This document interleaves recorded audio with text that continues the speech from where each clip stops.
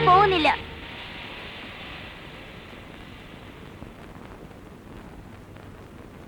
പോവാതെ പിന്നെ? അമ്മയെ റോണി ഒറ്റയ്ക്കാക്കിട്ട് ഞാൻ എങ്ങോട്ടും പോകത്തില്ല, അത് ഉറപ്പാ.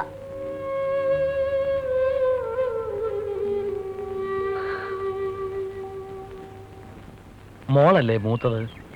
ഇളയ കുട്ടികളെ കൂടെ കാര്യങ്ങൾ പറഞ്ഞ് മനസ്സിലാക്കേണ്ടത് നീയല്ലേ? അമ്മയ്ക്ക് ഇങ്ങനെ വയ്യാതിരിക്കുമ്പോ ഞാൻ എങ്ങനെയാച്ചാ ഇട്ടേച്ച് പോണത്? എനിക്ക് ആരുടെയും വീട്ടിൽ പോണ്ട, ആരുടെയും മോളായിട്ട് കഴിയണ്ട. ഞാൻ കൂടി പോയ പിന്നെ എന്റെ അമ്മയ്ക്ക് ആരാ? അതോർത്ത് മോള് വിഷമിക്കണ്ട. ആനയുടെ എല്ലാ കാര്യങ്ങളും നോക്കാൻ ആളെ ഏർപ്പാടാക്കുന്നുണ്ട്. എല്ലാം നല്ലതിനാണെന്ന് വിചാരിക്ക്. അവര് കൊണ്ടുപോകാൻ വരുമ്പോ മോള് മറുത്തൊന്നും പറയരുത്. അത് ഞങ്ങൾക്കും ആനയ്ക്കും ഒക്കെ വിഷമാവും. എന്നാ പിന്നെ അമ്മയുടെ കാലം കഴിയുന്നവരെങ്കിലും ഞാൻ കൂടി നിന്നോട്ടെ അച്ഛോ. എന്റെ മോളെ, നീ അച്ഛനെ ഇങ്ങനെ വിഷമിപ്പിക്കാതെ. കണ്ണടയുന്നതിന് മുമ്പ് നിങ്ങളൊക്കെ എത്തേണ്ട കൈകളിലെത്തി എന്നൊരു സമാധാനം അമ്മയ്ക്ക് വേണ്ടേ? അവര് നിന്നെ പൊന്നുപോലെ നോക്കിക്കോളും. ഇനി മോളൊന്നും പറയരുത്. അമ്മ ഇനി ഈ കണ്ണീര് കാണരുത്.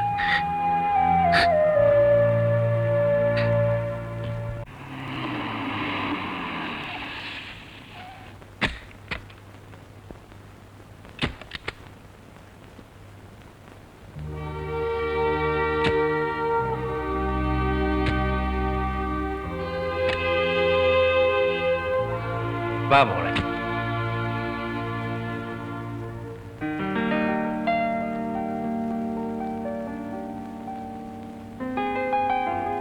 മനസ്സിലായില്ലേ അമ്മച്ചി? ഈശോമിശിഹായ്ക്ക് സ്തുതിയായിരിക്കട്ടെ. എപ്പോഴും എപ്പോഴും സ്തുതിയായിരിക്കട്ടെ. മോളിഞ്ഞ് വന്നേ, ഞാൻ എൻ്റെ കുഞ്ഞിനെ ശരിക്കൊന്ന് കാണട്ടെ. നിനക്കിനി എന്നും കുന്തും 24 മണിക്കൂറും കാണാമല്ലോ. അവൾ നമ്മളുടെ കൂടെ അല്ലേ? അവൾ ക്ഷീണിച്ചു വന്നിരിക്കുക. വാ മോളെ, മോളെ മുറി കാണിക്ക.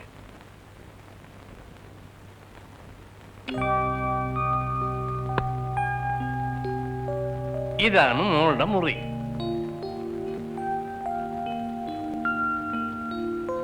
മോക്ക് കുളിക്കോ വല്ല വേണമെങ്കിൽ ആയിക്കോ. വല്ലാത്ത വിശപ്പ്.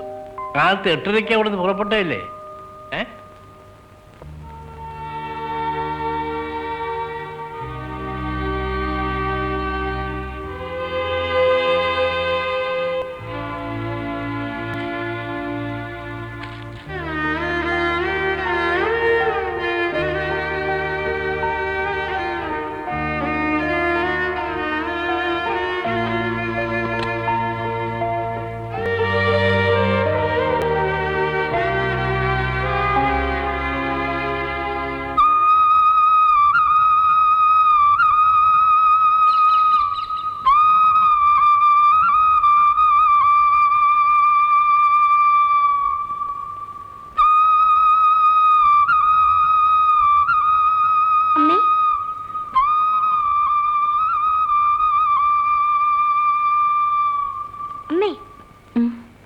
എനിക്ക് കാല് വയ്യാത്തത് ഇപ്പൊ നന്നായി ഇല്ലേമ്മേ? അതെന്താ മോനെ അങ്ങനെ പറഞ്ഞേ? ഇല്ലെങ്കിൽ നീ ആരെങ്കിലും കൊണ്ടുപോകത്തില്ലായിരുന്നു? എനിക്കിപ്പോ അമ്മയുടെ കൂടെ തന്നെ കഴിയാമല്ലോ.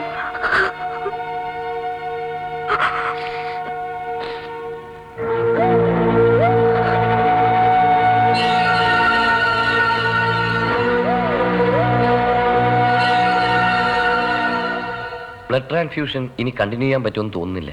ബോഡി റിജക്റ്റ് ചെയ്യുന്നു. ഞാനൊരു പെയിൻ കില്ലർ എഴുതിയിട്ടുണ്ട്. വേദന വരുമ്പോൾ ഓരോന്ന് കഴിക്കുക.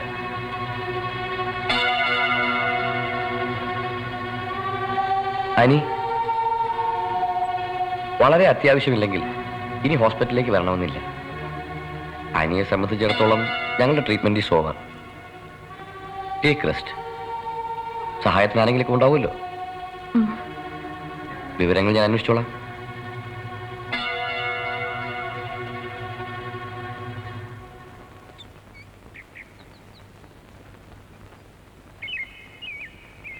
ആഹാ, ഇയാൾ പുറത്തേക്ക് ഇറങ്ങി ദേശാടനമൊക്കെ തുടങ്ങിയോ? മോള് പറയുന്നത് ഞാൻ ഇത്രയും കാലം അടച്ചുപൂട്ടിയിരുന്നത് കൊണ്ടാ സൂക്കേട് മാറാത്തതെന്നാ. ഞങ്ങൾ പതുക്കെ പതുക്കെ ഈ വണ്ടിയില് എസ്റ്റേറ്റിലും പള്ളിയിലും ഒക്കെ പോകും അല്ലേ മോള്?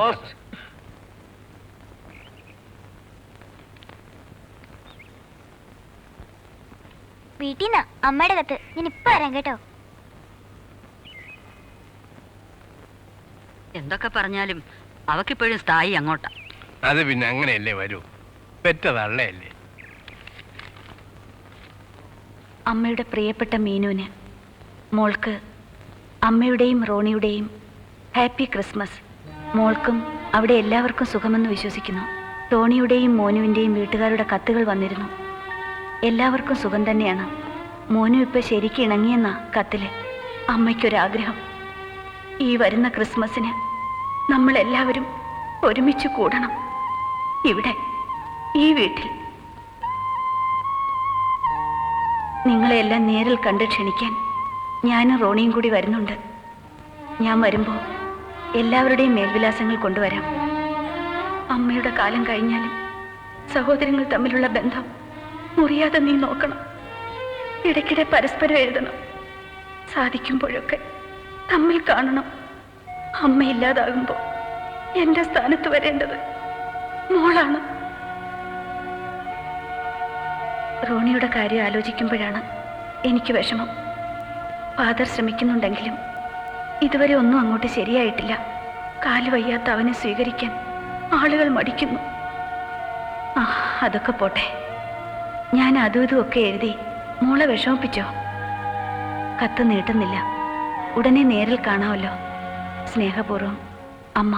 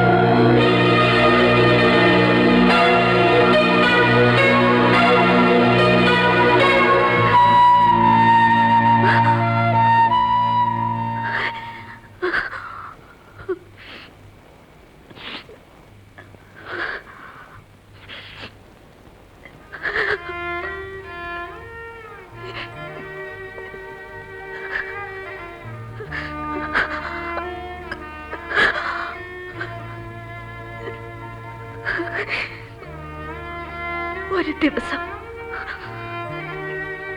ഒരൊറ്റ ദിവസം കൂടി എനിക്ക് വേണ്ടി, ഒരിക്കൽ കൂടി എനിക്കെന്റെ കുഞ്ഞുങ്ങളെ കാണണം. ഒരു ദിവസം കൂടി എനിക്ക് ജീവിക്കണം. മറ്റൊന്നും എനിക്ക് ചോദിക്കാനില്ല. ഒരു ദിവസം, ഒറ്റ ദിവസം.